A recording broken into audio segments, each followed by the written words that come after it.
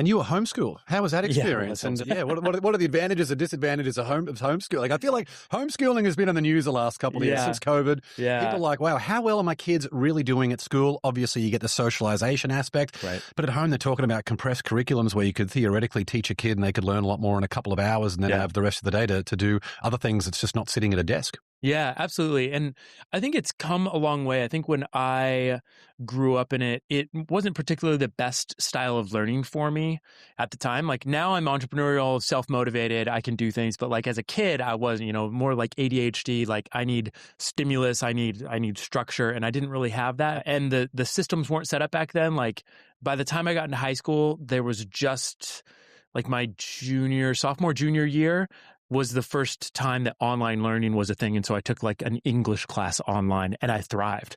I loved it. I was like, oh my gosh, structure and someone to talk to. Because like, I mean, a lot of back then, especially like parents aren't teachers.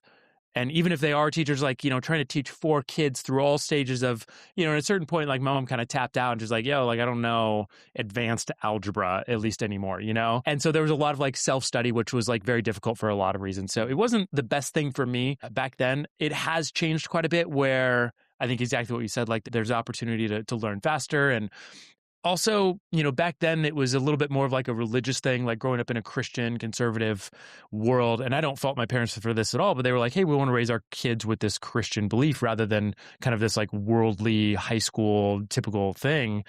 Now it's like there's a little more control. I'm like, all right, well, there's some potentially kind of like weird stuff in schools.